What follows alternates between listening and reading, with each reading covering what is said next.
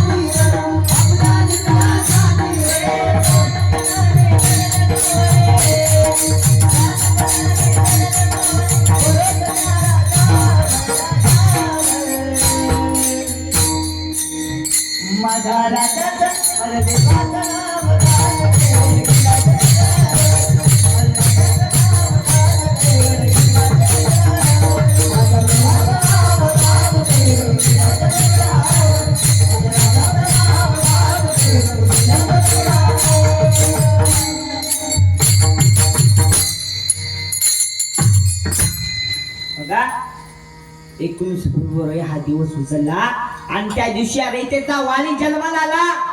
छत्रपती शिवाजी महाराज जन्माला आले. ठरल्याप्रमाणे शिवाजीदेवीच्या नावावरून शिवाजी हे नाव ठेवण्यात आले. बघा जरा लक्ष द्या. महाराष्ट्र होता माझा अंधारात, औरंगजेब रूपी अजगराच्या वेळेशात अडकली होती भवानी माता माझी गुलाम रूपी साखर धनांच्या बेड्यात. तेव्हा घेतला का प्रकाशाने जन्म, शिवनेरी झाला धन्य, होते त्यांच्यावर जाऊचे संस्कार आणि पाठीवर दादोनी काही. डोक्यावर दिरोटोक, हाती भवानी तलवार, घातला स्वराज्याच्या पायात, छातीवर शोषुंगार. होता तो सिंहाचा छावा, खेळून गेली कावा, माजवली रणदुरंगी रणांगणात. जिंकून आणला विजय त्यांना पाडणार आपल्या अंगणात. जिंकून घेतला आकाशानं, जिंकून घेतलं दुर्ग, विशाल सागरालाही पायमान घातलं त्यानं बांधून सिंधुदुर्ग. नंदरची गोरडा पडी पडली सिद्धीच्या जंजिरावरी, केली त्यानं 9 वेळा सॉरी तरी अपयश पडलं पडलं. दुःख असेल काय परी म्हणून थांबला नाही तो, झुकला नाही तो, पेटून उठला मर्द मराठा भिडला त्याच्या मुघलांना, दिला आव्हान त्यानं डच पोर्तुगीजांना. शेवटी मर्द मराठा राजा तो पूर्ण उरला सर्वांना. बसून त्यानं दक्कनच्या भूमीत हलवले त्याने, दिल्लीची तख्त उडवली दाना दान औरंगजेबाची. नाव त्याचं छत्रपती शिवाजी. एक राजा जो रयतेसाठी जगला, एक योद्धा जो अन्याय विरुद्ध लढला, एक असामान्य माणूस जो गुलामगिरी ना करून देव स्वराज्याला जन्म दिला. व मी त्याच महापुरुषाबद्दल बोलते, अखिल भारतीयांच्या फुलीदायी आदर्शाबद्दल बोलतोय, त्या महाराष्ट्राच्या आराध्य देवताबद्दल बोलते, म्हणजे छत्रपती शिवाजी महाराजांबद्दल बोलते. बघा शिवरायांचं बालपण कसं गेलं हे तुम्हाला आता कळालं. शिवरायांचं तारुण्य पण लक्षात घ्या. शिवरायांनी कधी आपला स्वतःचा संसार पाहिला नाही बरं का. कधीच आपला स्वतःचा संसार पाहिला नाही. तुम्हाला माहितीये की शिवरायांसाठी प्रत्येक मावळा मरायला ना मरायला तयार होता. याचं कारण शिवाजी महाराज कधी स्वतःसाठी लढले नाही, जगले नाहीत, फक्त रयतेसाठी जगले. एकदा काय झालं, सई महाराज गडावर होते. सईबाई शेवटचा श्वास मोजत होत्या. हो ती लाडकी सखी होती, लाडकी मैत्रीण होती, लाडकी पत्नी होती आणि ती शेवटचा श्वास मोजत होती. तेवढ्या अफजल खान नावाचं एक वादळ स्वर्गावरती आलं. अफजल खानाचं पत्र हाती आलं. बडे बेगम साहेबांना सांगितलेलं आहे की तुम्हाला जिंदा मुर्दा पेश करण्याकरता. असं म्हणल्यानंतर महाराज शांत बसले.